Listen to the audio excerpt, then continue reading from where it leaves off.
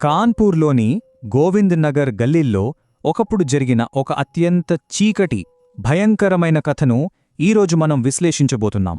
అంటే ఒక మామూలు మనిషి అత్యాశ ఒక భయానకమైన ఒప్పందం వైపు ఎలా దారితీసిందో, ఆ తర్వాత అతీంద్రియ శక్తులు ఎలా పగబట్టాయో మనమీరోజు చూడబోతున్నాం. ఇది వింటే నిజంగా ఒళ్ళు గగురుపొడుస్తుంది. సరే, ఈ విషయంలోకి కొంచెం లోతుగా వెళ్దాం. అసలు చనిపోయిన వారితో చేసుకున్న రక్తపు ఒప్పందాన్ని ఉల్లంఘిస్తే ఏమవుతుంది? ఈ ఒక్క ప్రశ్న మనల్ని వెంటనే ఆలోచింపజేస్తుంది కదూ. అదృష్టం కోసం ఎవరైనా తమ సొంత ప్రాణాలను పణంగా పెడతారా? ఈ కథలోని వాస్తవాలు తెలిసాక బహుశా ఎవ్వరూ ఆ సాహసం చెయ్యరు. ఎందుకంటే ఈరోజుకి కాన్పూర్లోని గోవింద్ నగర్లో ఉన్న ఒక పాడుబడిన ఇంట్లో 100కు పైగా కాకులు, అదేనండి 100కు పైగా కాకులు నిశ్శబ్దంగా గుంపులుగా తిరుగుతూనే ఉంటాయి. ఎవ్వరూ ఆ ఇంటి దరిదాపుల్లోకి కూడా వెళ్లరు. అసలు అక్కడ ఏం జరిగింది? ఆ కాకులు ఎందుకలా కాపలా కాస్తున్నాయి? ఇది అర్థం చేసుకోవాలంటే మనం కాలాన్ని వెనక్కి తిప్పి విపరీతమైన పేదరికంతో పోరాడుతున్న ఒక కుటుంబం కథను చూడాలి. మనం మొదటి భాగం, ఒక నిస్సహాయ జీవితం. అజితేష్ మరియు అతని భార్య సునీతల జీవితం అప్పట్లో అత్యంత దయనీయంగా ఉండేది. అజితేష్ది ఒక చిన్న బట్టల గోదాము, కాని అతని మీద తీర్చలేనంత అప్పుల పర్వతముంది. ఆ అప్పుల భారం వాళ్ల ఇంటిని ఒక భయంకరమైన నిశ్శబ్దంతో నింపేసింది. ఒకవైపు చూస్తే దారిద్ర్యంలో ఉన్న అజితేష్, మరోవైపు లక్నోలో అతిపెద్ద వ్యాపారవేత్త అయిన అతని అన్నయ్య సురేష్. సురేష్ ఎప్పుడొచ్చినా అజితేష్ని ఒక జాలిచూపు చూసేవాడు. ఆ చూపులు అజితేష్ని లోపల నుంచే కుంగదీశాయి. ఎలాగైనా సరే ఈ దరిద్రం నుంచి బయటపడాలని అతను తీవ్రంగా పరితపించాడు. సరిగ్గా ఆ నిరాశే ఒక చీకటి దారికి తలుపులు తెరిచింది. ఒక చలికాలం రాత్రి దట్టమైన పొగమంచులో ఒక వృద్ధ తాంత్రికుడు ఆ వీధిలోకి వచ్చాడు. ఆశ్చర్యమేంటంటే అతని 2 భుజాల మీద 2 కాకులు కూర్చునున్నాయి. కాకతంత్రం ద్వారా భవిష్యత్తును పూర్తిగా మార్చుకోవచ్చు అని అతను గట్టిగా అరుస్తున్నాడు. ఈ మాయాజాలం మృతులకు సజీవులకు మధ్య ఒక వారధి అని, దాన్ని ప్రయోగిస్తే అసాధ్యమైనవి కూడా సాధ్యమవుతాయని అతను అందరికీ చెప్తున్నాడు. ఇక్కడే మన రెండో భాగం మొదలవుతోంది. అదే ఆ రక్తపు ఒప్పందం. ఇక్కడ మనం గమనించాల్సిన ఒక భయంకరమైన విషయమేంటంటే ఆ తాంత్రికుడు చెప్పిన రోజువారీ ఆచారం. ఇది ఊరికే వచ్చే అదృష్టం కాదు, ఇది అక్షరాలా ఒక రక్తపు ఒప్పందం. ప్రతిరోజు ఉదయం అజితేష్ తన వేలు కోసుకుని ఆ రక్తాన్ని ధాన్యంలో కలిపి కాకులకు తినిపించాలి. ఒక్కరోజు కూడా మిస్ కాకూడదు. ఆ మాయను నిలబెట్టుకోవడానికి తన సొంత రక్తాన్నే బలి ఇవ్వాలి. ఆలోచించండి, ఎంత భయంకరంగా ఉందో. ఆ తాంత్రికుడు అజితేష్ చేత ఈ ఆచారం చేయించి వెళ్తూ వెళ్తూ ఒక్క మాట చాలా గంభీరంగా చెప్పాడు: కాకులను ఎన్నటికీ మర్చిపోవద్దు, ఎందుకంటే అవి క్షమించవు. ఇది కేవలం ఒక మాట కాదు, అది అజితేష్ ప్రాణాలకు ఒక ఉరితాడు అని అతనికప్పుడు అర్థం కాలేదు. గుడ్డిగా అంగీకరించి ఇంటికొచ్చేశాడు.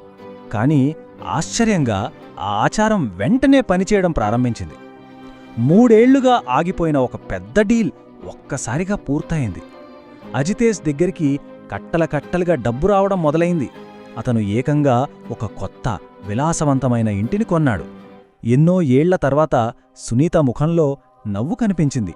వాళ్ల జీవితం రాత్రికి రాత్రే పూర్తిగా మారిపోయింది. అయితే డబ్బుతో పాటే అహంకారం కూడా వస్తుంది కదా. ఇక్కడే మన 3వ భాగం, ఆ ప్రాణాంతకమైన పొరపాటు. డబ్బిచ్చిన సౌకర్యం, భరోసా అతని ఒక ప్రాణాంతకమైన పొరపాటు చేసేలా చేసింది. మొదట్లో క్రమం తప్పకుండా ప్రతిరోజు రక్తంతో ధాన్యాన్ని కలిపి కాకులకు పెట్టిన అజితేష్ రానురానో బాగా బద్ధకస్తుడిగా మారాడు. రోజువారీ ఆచారం కాస్త వారానికోసారిక పడిపోయింది.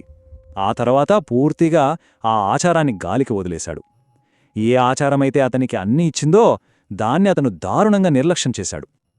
ఆ నిర్లక్ష్యం తర్వాత వరుసగా అపశకునాలు మొదలయ్యాయి. పరిస్థితి ఎలా మారిపోయిందంటే, ప్రతిరోజు ఉదయం కారు మీద ఒక కాకి వాలి భయంకరంగా అరిచేది.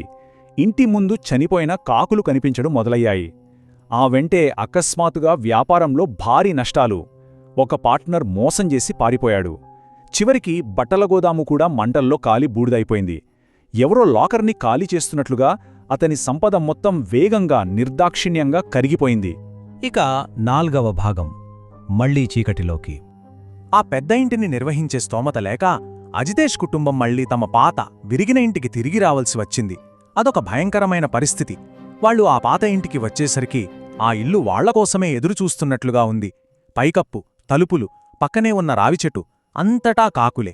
అన్నీ నిశ్శబ్దంగా కదలకుండా అజితేష్ వైపే తదేకంగా చూస్తున్నాయి.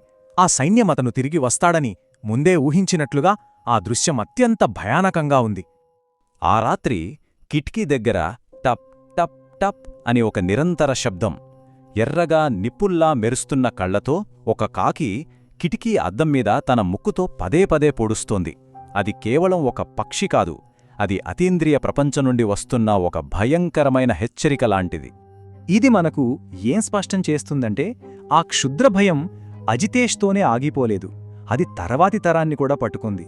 అతని 15 ఏళ్ల కొడుకు పూర్తిగా మూగవాడైపోయాడు.